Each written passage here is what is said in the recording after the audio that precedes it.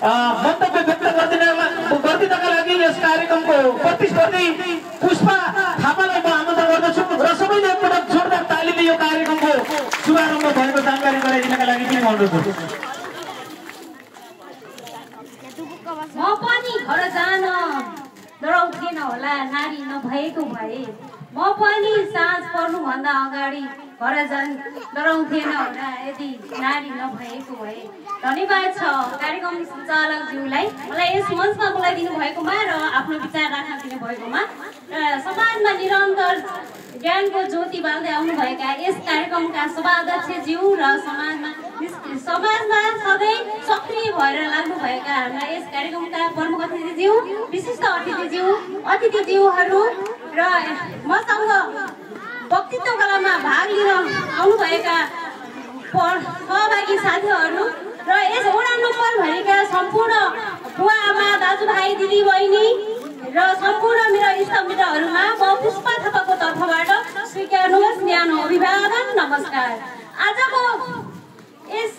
115 अन्तर्राष्ट्रिय महिला दिवस रुद्र क्षेत्र गाउँपालिका वार्ड नम्बर 1 ले सञ्चालन गरेको वक्तित्व कला प्रतियोगितामा म पनि भाग लिएको छु र वक्तित्व कलाको विषय छ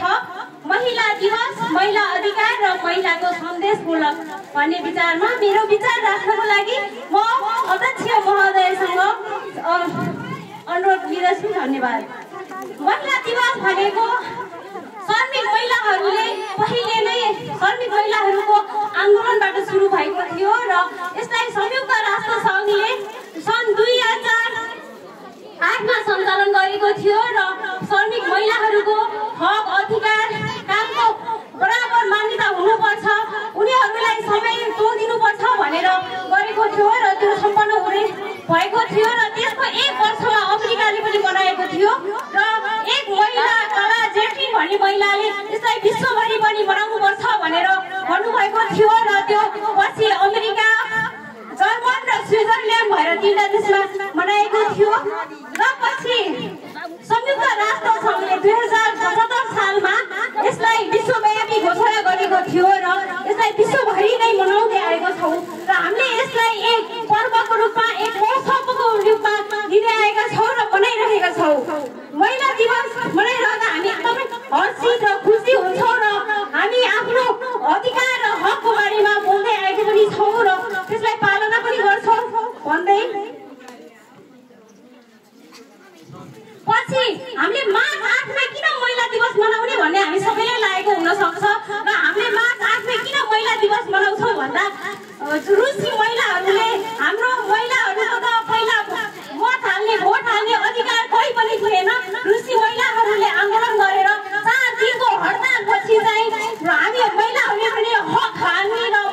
मत पाउने अधिकार पाएको थियो र त्यति बेला चाहिँ रुसी पातो अनुसार उहाँको फेब्रुअरी 23 र यहाँ हामी विश्वभरि चाहिँ मार्च 8 गर्ने भएकोले हामी सबै महिलाहरूले चाहिँ विश्वभरि नै मार्च 8 गते नै यो अन्तर्राष्ट्रिय महिला दिवस मनाउँदै आएको भन्ने चाहिँ यो महिला दिवसको बारेमा म थोरै भन्न चाहे र महिला अधिकार भनेको चाहिँ हामी महिलाहरूको हक, अधिकार र संरक्षणको बारेमा संक्षिप्त अधिकार नै महिला अधिकार हो भन्ने मैले बुझेको छु र अधिकार भन्ने बित्तिकै हामी छोराहरूलाई चाहिँ घरबाट नै राम्रो सेवा सुविधा शिक्षा दिनुपर्छ र सेवा सुविधा शिक्षा दिँदा चाहिँ हामी पुरुषहरूलाई महिला छोरा र छोरी मात्रै हुँदैन, हाम्रो सन्तान भनेको सबै हुन्छ, छोरा छोरी र अर्को हुन्छ र हामी आफ्नो सन्तानलाई चाहिँ समान रूपले हामीले शिक्षा दिनुपर्छ, उनीहरूलाई अगाडि बढाउनुपर्छ र हाम्रो छोरीहरूलाई हामी बाहिर पठाउँदा कति डराएका हुन्छौँ, कति पिर लिएका हुन्छौँ कि हामी छोरीहरूलाई बाहिर पठाउँदा केही हुने हो कि उसलाई बलात्कार गर्ने हो कि कोही मारेर फालिदिने हो कि कोही केही हुने हो कि भन्ने हामीलाई हुन्छ भने त्यही ठाउँमा हामी शिक्षा दिनको लागि छोराहरूलाई बाहिर पठाउँछौँ। त्यति बेला चाहिँ हामीलाई त्यति धेरै टेन्सन भएको हुन्न, जब हामी छोरीहरूलाई हुन्छ नि त्यति धेरै छोराहरूलाई भएको हुन्न, त्यो चाहिँ म महसुस गर्छु। त्यो चाहिँ हामीले आफैले नै कम गर्नुपर्छ, घरबाट नै सिकाउनुपर्छ। हाम्रो छोराछोरी सबै बराबरी हो भनेर हामी महिलाहरूले, हामी सबै परिवारले घरबाट सिकायो भने चाहिँ त्यो अन्त्य हुन्छ। हाम्रो छोरीहरूको डर हामी भित्रबाट हराउँछ र हामीले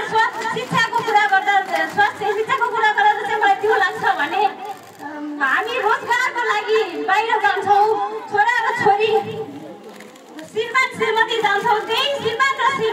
श्रीमती बाहिर रोजगार गरेर घर फर्किँदा पनि धेरै विभेद भएको हामी पाउँछौँ के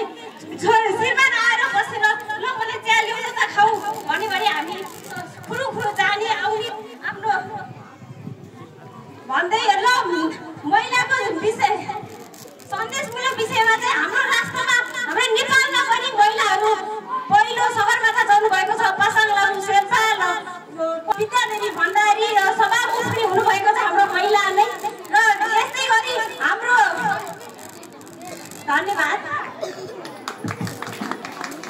धन्यवाद छ आफ्नो प्रस्तुतिका लागि पुष्पा थापाज्यूलाई।